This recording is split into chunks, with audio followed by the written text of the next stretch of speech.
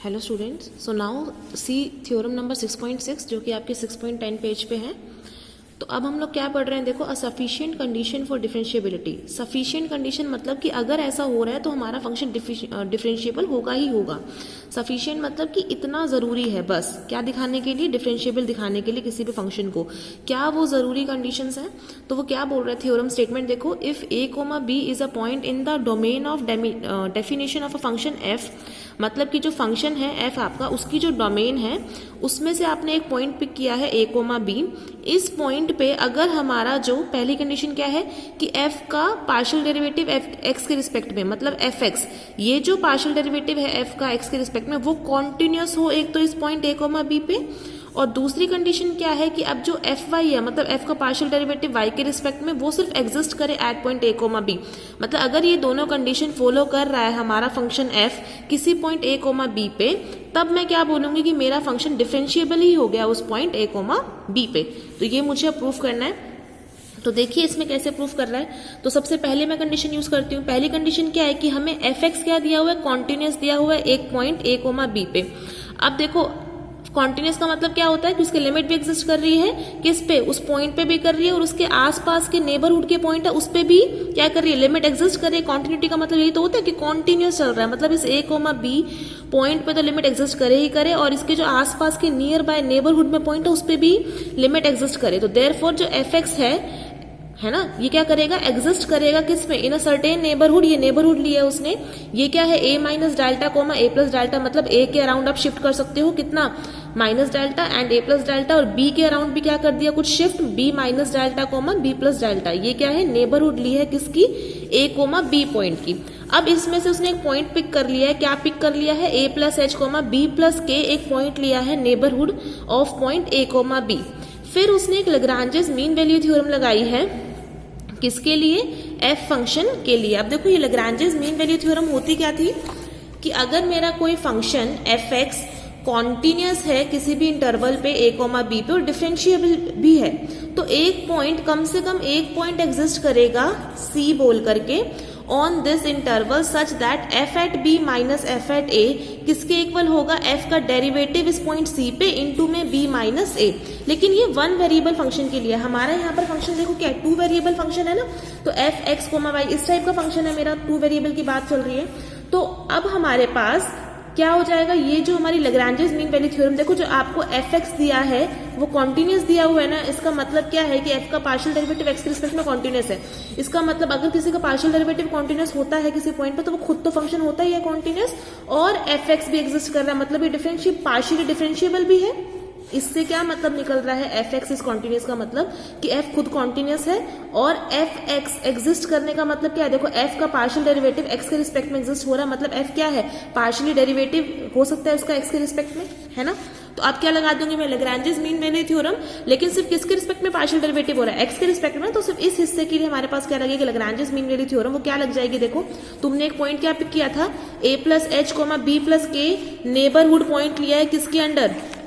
a, b के under. लेकिन अब हमारे पास सिर्फ हमने क्या लिया है, x के रिस्पेक्ट में पार्शियल डेरिवेटिव कर रहे हैं, तो सिर्फ हमारा ये वाला हिस्सा क्या होगा, चेंज होगा, क्या करेगा, मतलब एक तरह से ना वेरिएट होगा कि a plus H coma a, ये क्या रखूंगी मैं, फिक्स रखूंगी। तो मेरे पास दो एंड पॉइंट क्या हो जाएंगे, एक तो a plus H comma b plus k, और दूसरा पॉइंट क्या लूंगी मैं, a comma b plus k। अब इसके लिए क्या लग जाएगी मेरी लैग्रांजेस मीन वैल्यू थ्योरम। वो क्या कहता है कि फंक्शन की वैल्यू इस पॉइंट पे माइनस फंक्शन की वैल्यू सेकंड पॉइंट पे, वो किसके इक्वल होती है, इन दोनों वैल्यू का डिफरेंस इनटू में f डैश c। तो ये क्या आ जाएगा, बताओ क्या लग जाएगी Lagrange's mean value theorem, f at a plus H comma b plus k minus f की value at a comma b plus k, वो किसके इक्वल हो जाएगी। देखो अब माइनस करो, माइनस में किसको करूंगी, इसको इसमें से, क्योंकि हमारा डेरिवेट वाला, क्योंकि यहाँ पे क्या करना था, f dash c into b minus a क्या होगा मेरा, मतलब कि जो वेरिएट कर रहा है, वेरिएट क्या कर रहा है मेरा, a प्लस एच से a हुआ ना, तो a प्लस एच में से a माइनस कर दो, कितना आ जाएगा, h आ जाएगा। तो h इंटू में यहाँ पर क्या रखते थे, एफ डैश सी मतलब एफ का डेरिवेटिव एट पॉइंट सी, लेकिन यहाँ पर डेरिवेटिव की जगह कौन सा डेरिवेटिव यूज कर रहे हो, पार्शियल डेरिवेटिव में, तो इसलिए एफ एक्स एट, अब बी प्लस के तो आपका फिक्स पॉइंट है, यहाँ पर अब तुम्हारा जो पॉइंट रखते थे सी वो किसके बीच में होता था, ए और बी के बीच में होता था, और यहाँ पर हमारा किसके बीच में हो रहा है, ए प्लस एच और ए के बीच में जो पॉइंट होगा वो किस टाइप का होगा, समथिंग ए प्लस थीटा एच, है ना, ए और ए प्लस एच का बीच का एक पॉइंट क्या लिया है, a plus theta H, where जो तुम्हारा थीटा है वो क्या है, बहुत ही स्मॉल वैल्यू 0 से लेकर के 1 तक। तो ये क्या लगा दिया मैंने फंक्शन एफ के लिए लैग्रैंजेस मीन वैल्यू थ्योरम। दोबारा से देखिए इसको, तो उसने क्या किया था, एक पॉइंट पिक किया था a plus H comma B plus k type का, किसके अराउंड, ए कोमा बी की नेबरहुड के अराउंड। तो लैग्रैंजेस मीन वैल्यू थ्योरम कैसे लग गई, f at A plus H comma B plus के minus f at A comma B plus के, ये फिक्स रहेगा, is equal to h times, h कैसे है, a plus h minus a करके, एच टाइम्स एफ का पार्शियल डेरिवेटिव एक्स के respect में एट सम पॉइंट, कौन सा पॉइंट, ए प्लस एच और ए के बीच का पॉइंट क्या लिया, ए प्लस थीटा एच, और बी प्लस के तो फिक्स ही रहेगा ना, क्योंकि हम पार्शियल डेरिवेटिव कर रहे हैं, तो ये हिस्सा हमारा सेकंड कोऑर्डिनेट तो फिक्स रहने वाला है एट, तो क्या आएगा हमारे पास, एच इंटू एफ का पार्शियल डेरिवेटिव एक्स के रिस्पेक्ट में at point A plus theta H comma B plus के, ये हमने क्या लगाई है, simple Lagrange's mean value theorem. अब नेक्स्ट हमको एफ एक्स कॉन्टिन्यूस भी दिया हुआ है कौन से पॉइंट पे, ए कोमा बी पॉइंट पे, तो कॉन्टिन्यूटी की डेफिनेशन लगाओ। कॉन्टिन्यूटी की डेफिनेशन क्या होती है बताओ, लिमिट किसी भी पॉइंट पे अगर मेरा फंक्शन है ए कोमा बी पॉइंट पे, तो limit X Y tends to A comma B F X Y किसके इक्वल होता है, F at A comma B, यही हमारी डेफिनेशन थी कॉन्टिन्यूटी के लिए। तो यहाँ पर भी कॉन्टिन्यूटी की डेफिनेशन लग जाएगी, क्या लग जाएगी, limit X Y tends to A comma B point, है ना, क्योंकि ए कोमा बी पे वो कॉन्टिन्यूस है, और फंक्शन कौन सा कॉन्टिन्यूस है मेरा, एफ एक्स कॉन्टिन्यूस दिया ना मुझे, तो एफ एक्स के लिए डेफिनेशन लगेगी, तो क्या लगेगी, F x at some point, अब पॉइंट क्या है जिसपे वो कॉन्टिन्यूस हो रहा है, ए कोमा बी के अराउंड कॉन्टिन्यूस हो रहा है ना, मतलब ए कोमा बी के आसपास का कोई भी पॉइंट लोग उस पर कॉन्टिन्यूस रहेगा, तो क्या लूंगी पॉइंट, ए plus theta H comma B plus के, ये किसके इक्वल आएगी value, f at A comma B के इक्वल आएगी अगर कॉन्टिन्यूस है तो, है ना। अब यहां से एक और वैल्यू देख लो, अगर तुम एक्स वाई को ए कोमा बी के पास अप्रोच कराओगे, इसका मतलब क्या है, ये वाला हिस्सा किसको अप्रोच कर रहा है, ए को, है ना, सॉरी यहाँ पे एक्स आएगा, और ये वाला हिस्सा किसको अप्रोच कर रहा है, बी को, क्योंकि हमारे पास ओवरऑल वैल्यू क्या आ रही है, F x at A plus theta H comma B plus k किसको अप्रोच कर जा रहा है, F x at A comma b को ना, तो a plus theta h a को अप्रोच कब करेगा, जब ये एच 0 होगा। Similarly b plus k b को कब अप्रोच करेगा, जब के 0 होगा। तो आप इसको हटा करके इसकी जगह क्या लिख सकते हो, limit H comma tends 0 to 0 0 F x at A plus theta H comma B plus K किसके इक्वल हो जाएगा, F x at A comma B. ये किसकी डेफिनेशन लगा ली मैंने, कॉन्टिन्यूटी की। अब ये एक और चीज होती है, देखो अगर मेरे पास लाइक दिस, अगर मेरे पास कोई लिमिट है किसी पॉइंट पे, limit X tends to 0 of function F X करके मेरे पास कुछ भी आंसर आया, मान लो ए आंसर आ गया, तो इसको मैं कैसे लिख सकती हूँ, F X is equal to A plus some function phi x.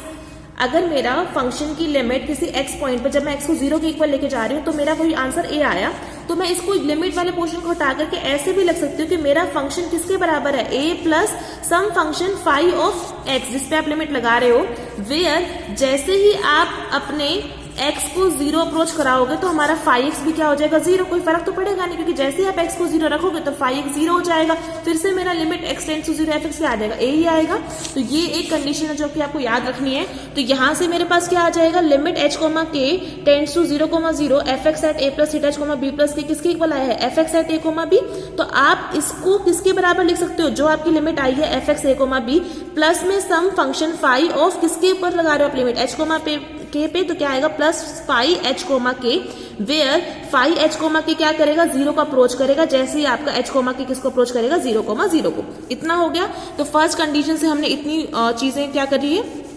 Approach करवा लिया है। सेकंड देखिए, सेकंड कंडीशन क्या है कि f का पार्शियल डेरिवेटिव y के रिस्पेक्ट में एग्जिस्ट कर रहा है पॉइंट a कोमा b पे, तो आप डेफिनेशन लगाइए एफ वाई की, क्या होती है हमारे पास, f का पार्शियल डेरिवेटिव y के रिस्पेक्ट में कैसे लिखते हो, लिमिट सम जो भी लेते हो आप k tends to 0 f at a comma, सिर्फ इसको अप्रोच कराते हो, क्या लिखते हो, f at a comma b plus k minus f at a comma b upon में k। तो ये क्या बन जाएगा, देखो यही बन गया, limit k tends to 0 f at a comma b plus K, इस वाले हिस्से को सिर्फ क्या करोगे, वेरिएट करोगे, क्योंकि आप y के रिस्पेक्ट में करोगे, सेकंड कोऑर्डिनेट क्या कर दोगे, वेरी करा दोगे b प्लस k से और एक बारी b से, वेयर k क्या करेगा, 0 को टेंड करेगा। तो डेफिनेशन लगवा ली, किसकी इक्वल आया है,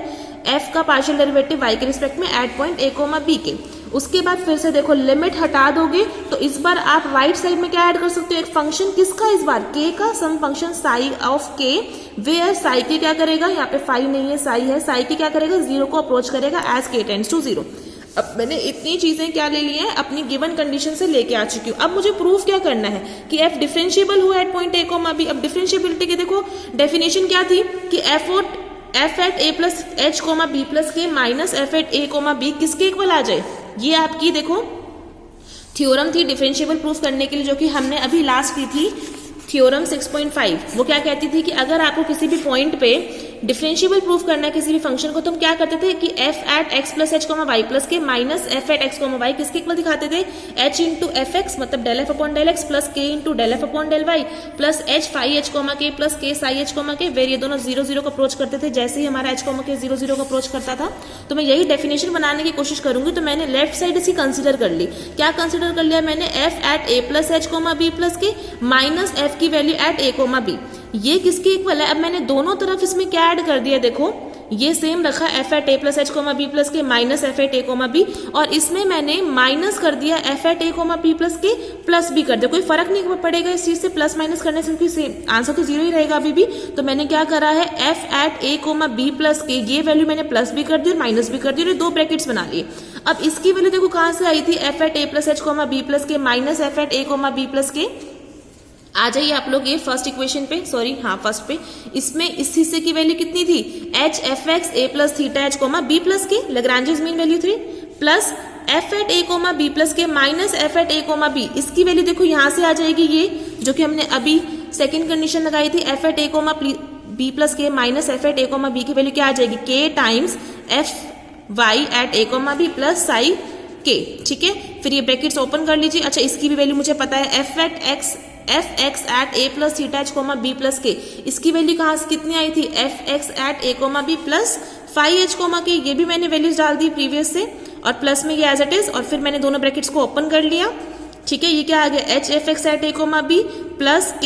F Y at a comma b plus h phi h comma k plus k psi k था, बट मैं साई k की जगह इसमें क्या लिख सकती हूँ, साई h कोमा k भी लिख सकती हूँ। साई k का मतलब क्या है कि साई जो मेरा फंक्शन है वो किसी k वेरिएबल का फंक्शन है। अगर मैंने इसमें कोई वेरिएबल h भी जोड़ दे, जैसे मान लो अगर तुम्हारा कोई फंक्शन है साई k का फंक्शन है k स्क्वायर प्लस 5, अब मैं इसको ऐसे भी तो लिख सकती हूँ ना, k square plus 5 plus 0 into h, कोई फर्क नहीं पड़ रहा क्योंकि 0 इंटू समथिंग तो 0 ही हो जाएगा। तो मैं इसको ऐसे लिख दूंगी अब कि ये किसका फंक्शन बन गया, अब h कोमा k का।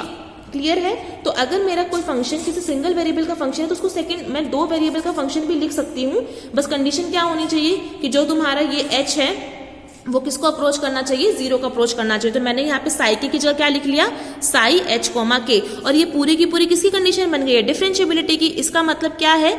कि हमारा जो फंक्शन है f वो किस पे a कोमा b पॉइंट पे क्या हो गया, डिफरेंशिएबल हो गया, क्योंकि उसने किसकी डेफिनेशन कर ली है पूरी की पूरी, जस्टिफाई आपकी डिफरेंशिएबिलिटी की